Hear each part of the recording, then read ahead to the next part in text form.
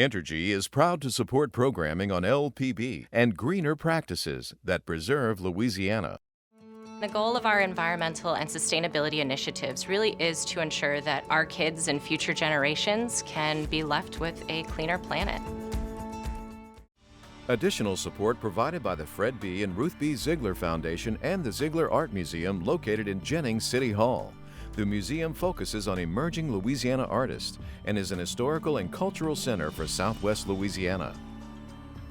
And the Foundation for Excellence in Louisiana Public Broadcasting, with support from viewers like you.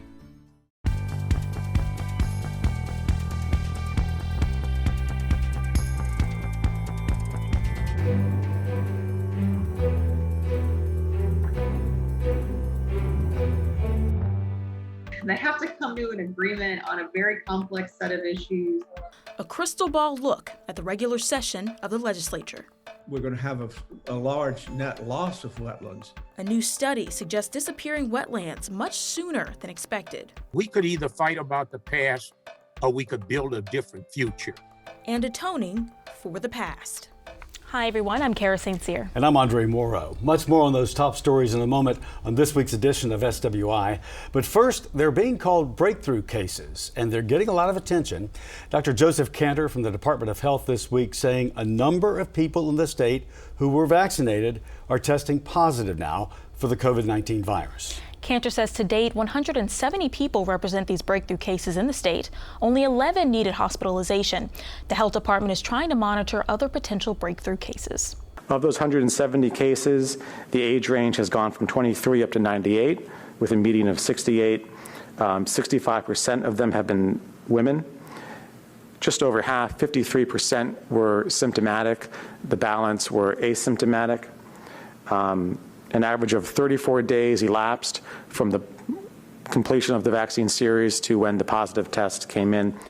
There is a new COVID vaccine hotline that's up and running. Governor John Bell Edwards announcing this. You can make appointments to be vaccinated or simply ask questions. That number is 1-855-453-0774. And now to other news making headlines across the state. The fallout continues on how LSU handled allegations of misconduct. The Senate Select Committee on Women and Children held a third hearing, but without key LSU leaders. The school is blocking current employees from testifying as a $50 million lawsuit looms. This third hearing focused on accusations that LSU mishandled reports of rape, dating violence, and other types of misconduct. The week also saw the U.S. Department of Education launch its second investigation of LSU to take a deep dive into Title IX compliance from 2018 to the present. The days of protecting an institution are gone. There is no protecting an institution of higher education at the expense of those that you're supposed to be educating. So the safety and well-being of students and student athletes and the knowledge that they have that they're going to be safe and that their parents have that they're going to be safe is critically important. The Legislative Auditor's Office reports a mega mistake by the state's Labor Department. The report says the department sent more than $405 million in state and federal unemployment insurance benefits to people apparently not eligible to receive them, almost 98,000 people. The Louisiana Workforce Commission did not dispute the findings. The state's biggest barrier island restoration continues with the finish date next January. The price tag is $167 million to build 1,100 acres of marsh, dune, and beach at Trinity East Island. Trinity East is a chunk eroded away from Trinity Island. It is one of several remnants left after the last island hurricane of 1856.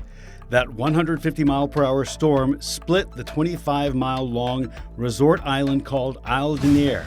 Louisiana and Texas filed a lawsuit this week against the federal government. The suit alleges immigration authorities did not take custody of people who've been convicted of crimes and could be subject to deportation. A new survey finds 1 in 5 people in the state have more relaxed views toward the use of recreational marijuana after experiencing a year of lockdowns. Recovery.org conducted the poll of 3,000 respondents. The survey also found 49% of respondents say following pandemic stress, they empathize more with those who turn to substances, such as cannabis, for relief. Researchers this week released most of the results of the 2021 Louisiana survey conducted by the Public Policy Lab of LSU's Manship School of Mass Communication. The survey covers a variety of issues, but on the subject of government and its policies, a bipartisan majority says the state sales tax is too high. The survey also found black and white Louisianans view discrimination differently, though a majority, 55%, believe black people are treated less fairly than white people in dealing with police. The final installment of the survey is released next week. Attorney General Jeff Landry pulled something of a surprise during yesterday's committee hearing about LSU. 2 months after Landry filed a lawsuit to keep records about sexual harassment allegations against one of his top men from going public, his office Thursday released a memo that targets the whistleblower who filed the original complaint. The memo talks about Pat McGee, who resigned amid the issue, and suggests that the whistleblower might be in violation of sexual harassment policies.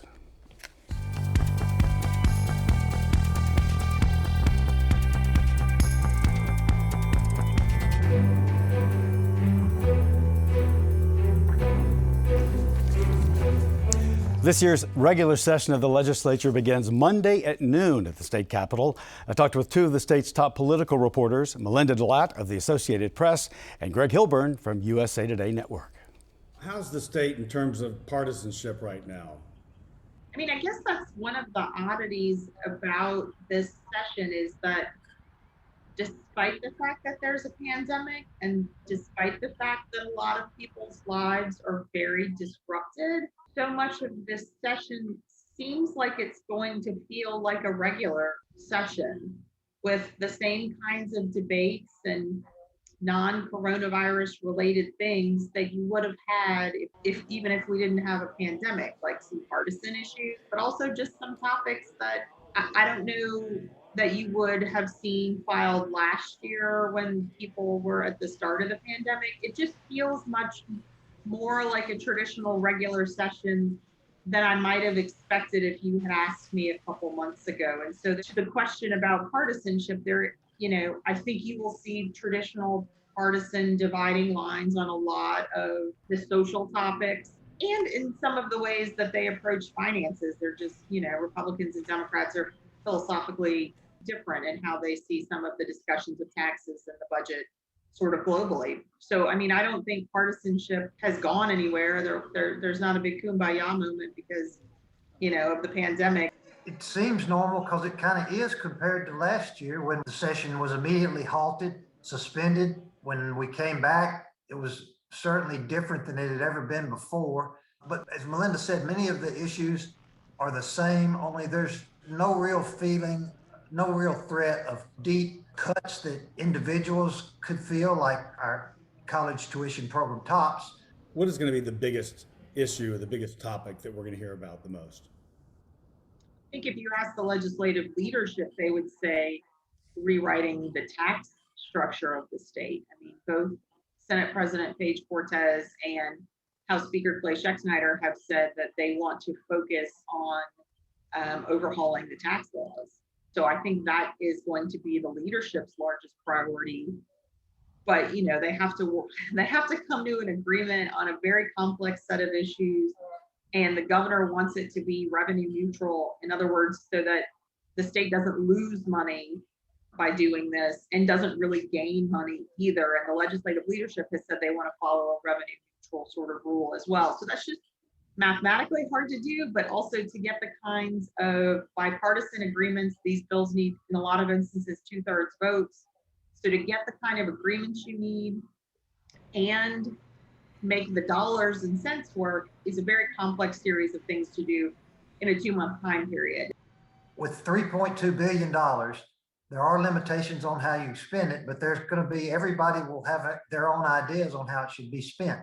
There seems to be some bipartisan effort by the governor and the legislature, the Republican legislature and the Democratic governor, to replenish our unemployment trust fund, which is basically bankrupt.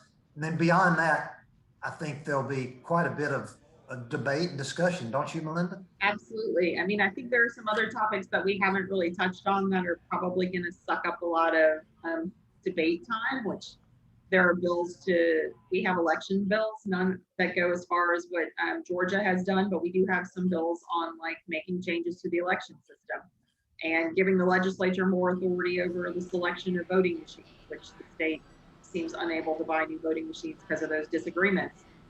You're going to have discussions of changes to policing tactics and laws regarding what's allowable in terms of policing. Just because it's a fiscal session and the budget and taxes will spend the legislature will spend a lot of time on the budget and taxes does not mean that they're not going to have a whole slew of other controversial and hot button topics that are on their agenda and that will be debated. But there is one issue that is escalating that was unexpected, and that's the LSU mishandling of sexual complaints. And that has Melinda's been checking off the bills, but there's at least 3 to 5 bills related to that. There's these select committees of women and children have held the LSU's feet to the fire. So that has become a real big issue that we wouldn't have thought about maybe 3 months ago. That group, the women and children, they suddenly have a huge voice that, again, wouldn't have been thought of months before. Well, I mean, just to indicate that the House didn't even have a House Select Committee on Women and Children like the Senate did until this happened. And some of the female legislators went to the Speaker and asked, why don't we have a committee on this topic? And he put one together very quickly. And so now they are an entity that matches the Senate committee, and they're having hearings together, obviously. But it is clear among the female legislators that there is anger about this issue and the way LSU has responded to the investigative report. And there is a sense that there are laws on the books that haven't been followed, particularly laws that weren't passed that long ago. And you see a lot of bipartisanship in terms of how they are approaching this. These are Republicans and Democrats who are regularly having discussions, conference calls, and meetings to talk about what can we do legislatively to ensure this kind of stuff doesn't happen again and isn't going on other campuses. By the way, I reached out to both Clay Schexnayder, Speaker of the House, and Paige Cortez, Senate President. Both were not available for interviews this week, but I definitely look forward to talking with them in the very near future.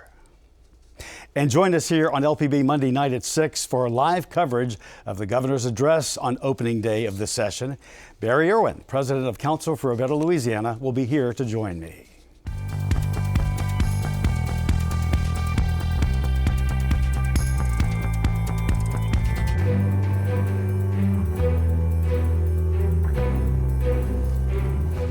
LSU and Coastal Research making big news this week with the release of 2 important studies. One involves the future survival of the world's deltas. Our state, LSU scientists, and NASA play the lead role in this one. The research is just beginning there.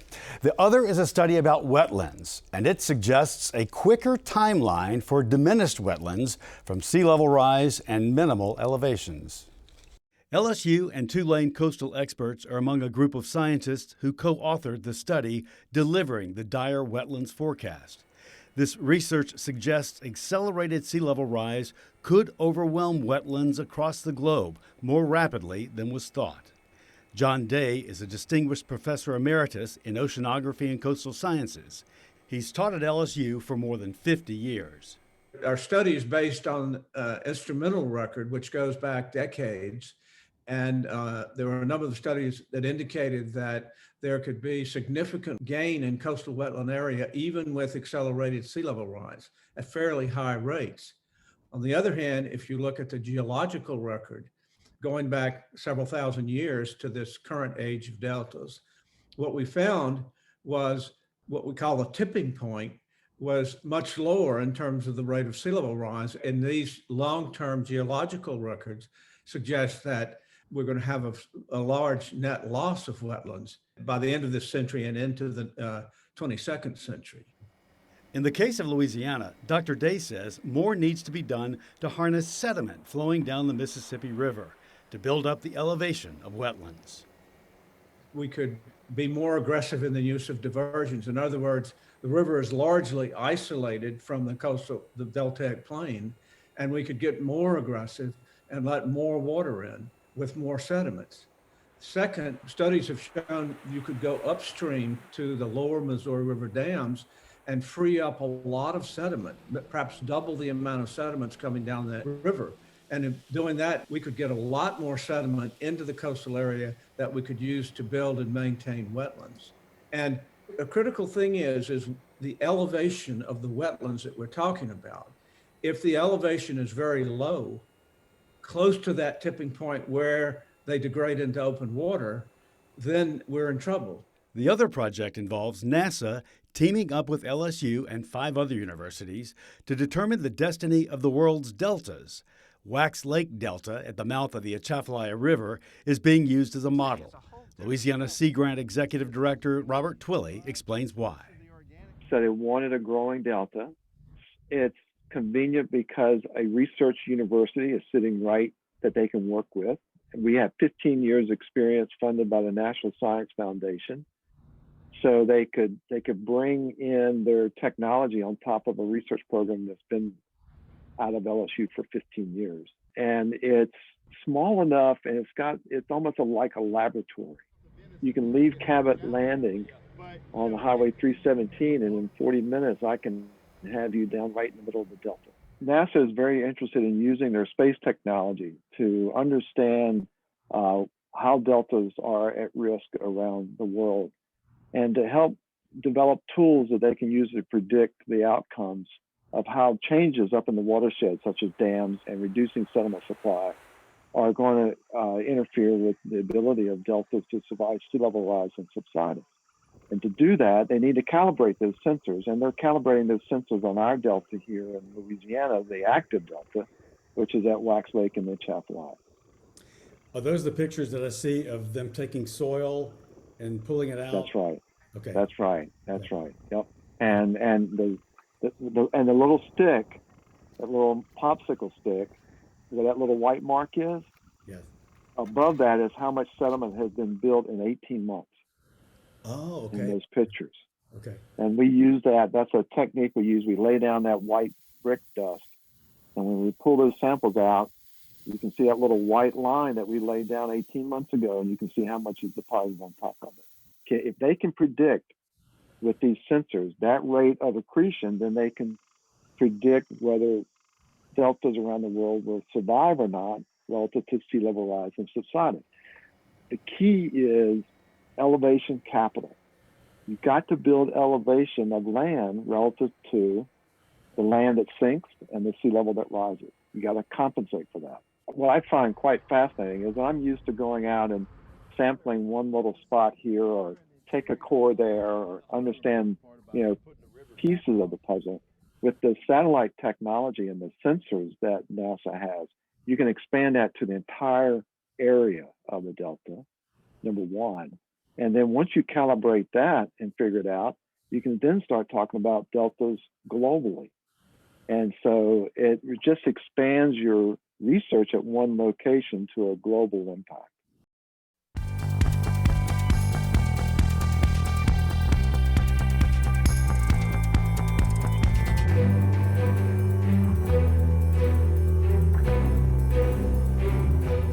The Jesuit priests are pledging $100 million in penance to the descendants of slaves they once owned, also known as the GU272. The money will be pumped into the Descendants Truth and Reconciliation Foundation. Church leaders say that money will be used to start healing projects and dole out grants to descendants. I spoke with Foundation President Joseph Stewart and Jesuit priest Father Kasecki about this topic. In this case, righting a wrong means more than acknowledging the past. It's an opportunity to pick up pieces and reunite loved ones separated by time. We're trying to add to that family, to find more relatives, to let them know. This woman is a descendant of the GU272, or the Georgetown University slaves. They were sold in 1838 when the Jesuit priests needed more money. They sold 272 men, women, and children to make up that difference. Most of them ended up in Iberville Parish. We put together a group page on Facebook where we could share pictures, and everybody started sending in pictures of their ancestors. we also use that page to disseminate information. This woman's found family members she didn't know she had through the GU272 Descendants Association. But others are looking for more than old connections. Important thing we realized is this, that we could either fight about the past or we could build a different future. Joseph Stewart is also a descendant, but he's known that for nearly 5 years now. To him, it's been long overdue to make a change for the better, for the descendants and the Jesuit priests. He's the president of the Descendants Truth and Reconciliation Foundation now. The Jesuits entered into a memorandum of understanding. That understanding came in the form of $100 million to the foundation. Joe Stewart talks about the letter that the Superior General sent. He invited the descendants and the Jesuit provincials in the United States to begin a dialogue process. Before, though, that letter was sent, at Georgetown University 4 years ago this April, I issued a formal apology on behalf of all Jesuits in the United States for this egregious sin. And it was very clear in that apology. I said, we resist moving on, but embrace moving forward with hope. And a combination of the dialogue process, and most especially the descendants who came to us with a vision and an open hand, asking us to partner with them, opened a window to an opportunity I don't believe has ever been seen in this country. That money will go to any descendants in need of help. Stewart says they won't only be handing out cash. Money will also be used in racial healing projects, scholarships, and money for the elderly with needs.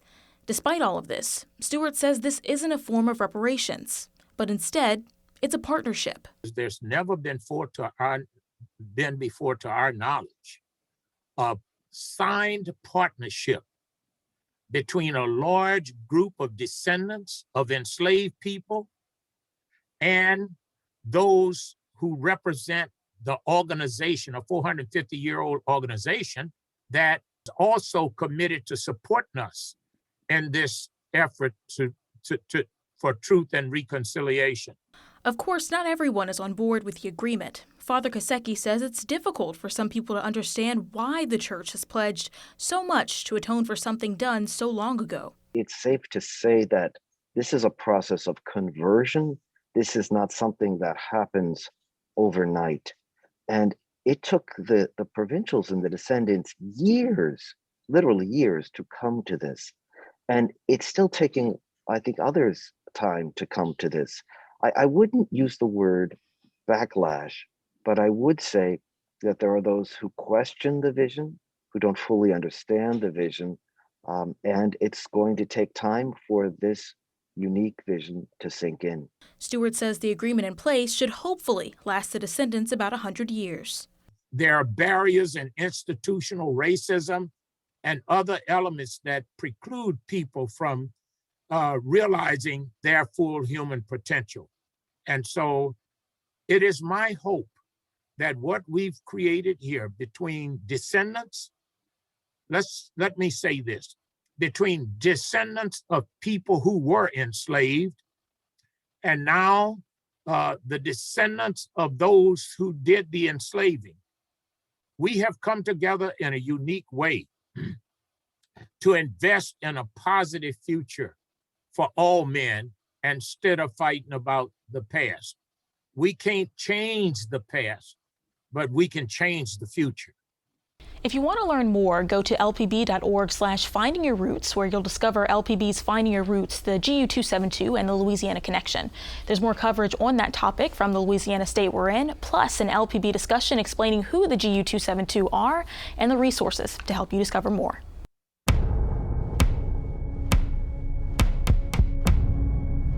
I rejected a long time ago that the only purpose of the criminal justice system is to punish. Voters in Philadelphia have chosen a progressive as their new district attorney. The most stunning upset. Sending political shockwaves across the country. I am a career civil rights lawyer, the only attorney in the history of this city to overturn 800 convictions by corrupt police officers. Krasner is a hero to some and a bum to others. That was a clip of the Independent Lens docuseries Philly DA, which chronicles the campaign and aftermath of Larry Craster, who took on the district attorney position in Philadelphia in 2017. LPB will be showing a preview screening of that 8-part series on Monday, April 12th, from 6 to 7:30 p.m. The film covers controversial topics like police brutality, the opioid crisis, and mass incarceration. If you're from Louisiana, these issues will sound familiar. They are battles that our state has been fighting for years now, and that's why a panel of experts will sit down and analyze the film after the screening. For details and to register for this free sneak preview of episode 1, go to lpb.org/PhillyDA. Attendees can take a live interactive survey by text or online during the screening and discussion.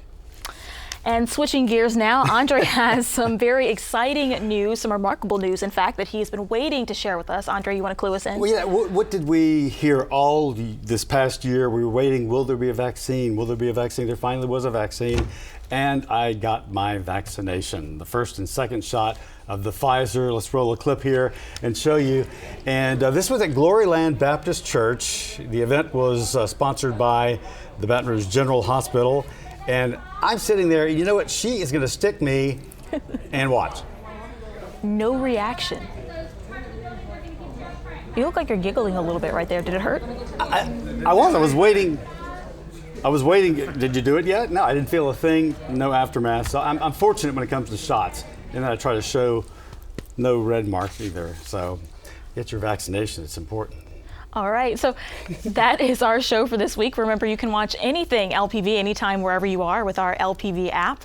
And you can catch LPV news and public affairs shows as well as other Louisiana programs you've come to enjoy over the years. And please like us on Facebook, Twitter, and Instagram. For everyone here at Louisiana Public Broadcasting, I'm Andre Moreau.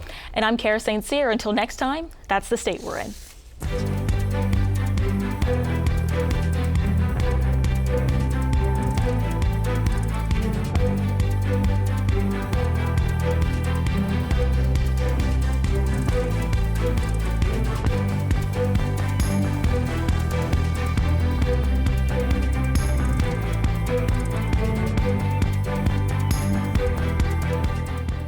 Entergy is proud to support programming on LPB and greener practices that preserve Louisiana.